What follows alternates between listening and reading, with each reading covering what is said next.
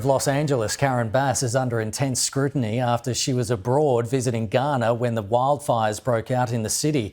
She was seen returning to the country at the city's airport, where she refused to comment on the situation. Fire chiefs say that they're really stretched to the limit and running out of water. What have you got to say to that? Have you no response to that? Do you owe citizens an apology for being absent while their homes were burning? Do you regret cutting the fire department budget by millions of dollars, Madam Mayor?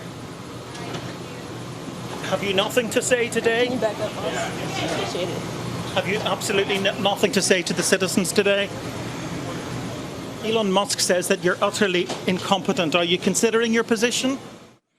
These people, somehow they're always out of town or something is always happening. They're in a different country when they're supposed to be here in the United States of America. What the heck is in Ghana? I'm just saying, like, when you are a public servant, and not even just a public servant, when you are in a position of leadership, whether you in corporate America or you're a public servant, you have to make the type of sacrifices that regular everyday people don't have to make. That just comes with the territory. You don't have the same grace. You don't have the, and I don't know if these people understand that this is the job requirements before they decide to run for office or they take these positions.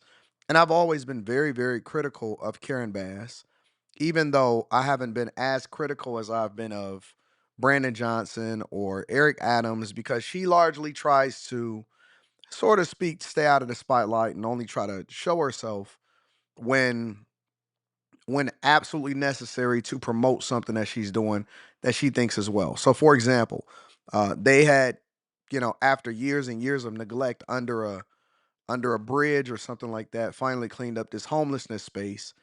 Like a year and a half or 2 years ago or something, and then she showed her face and was like, "Look at what we're doing." But LA has been trashed for a long time, and when I go out and I visit in the LA area and I go and walk around, I'm just like, man, do these politicians, are they not aware of what's happening in their own city? And so, whereas, for example, she was one of the people that signed up to be a sanctuary city or was advocating for more migrants and also more funding from the federal government. And they signed the letter right along with the Houston mayor, with Mike Johnson over there in Denver, with Eric Adams in New York at the time, and Brandon Johnson over in Chicago. Karen Bass's signature was on that document too. Maybe I'll pull it up. I'll try to pull it up while we talking. But her signature was on that document for the migrants also. But for some reason, um, she was able to dodge all of the visibility that came along with the migrant crisis, and she just continues to go, status quo. But eventually, it always catches up, because you can't do a bad job as long as they've been doing a bad job and think that you won't eventually be brought to the front of the congregation. And it cannot be any more true, because obviously we know that Governor Gavin Newsom, I seen somebody say that Gavin Newsom was one of the best governors. I said, where? Where you been at? Who? Who, what, when, where, why, and how? And I don't know if Gavin Newsom at some point is trying to gear up to run for president of the United States of America in 2028, and then Kamala's going to replace him as governor of California in 2026. But Gavin Newsom has been one of the worst governors of all time. Literally ran California into a budget deficit. And Trump, it's funny because I remember Trump on Joe Rogan during the election cycle, and he said it years before. He said, "Man, California ain't got no water." He said the way that they operating in the reservoirs and all of this other stuff, he said they gonna run into a problem. It's obvious. It's not a matter of if, it's a matter of when.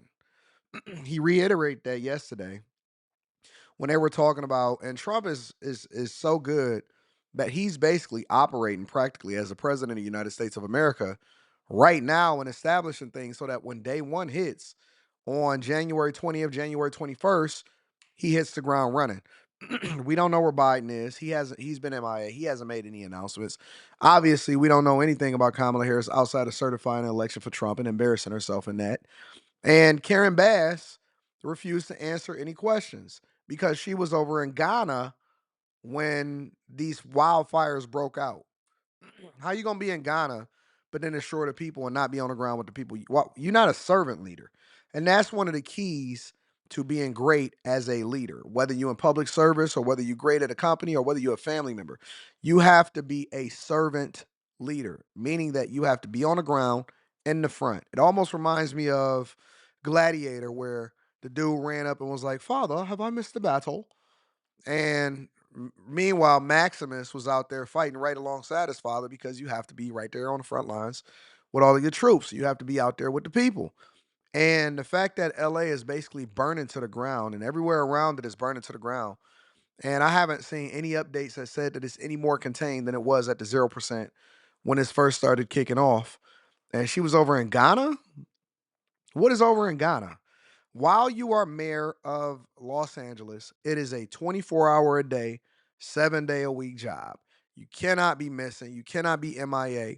And it reminds me of when Brandon Johnson he did an overseas trip in the middle of like budget and immigration. And he tried to justify by saying, well, I'm trying to do some business and figure out if I can bring some business here back to Chicago. No, it's a free trip.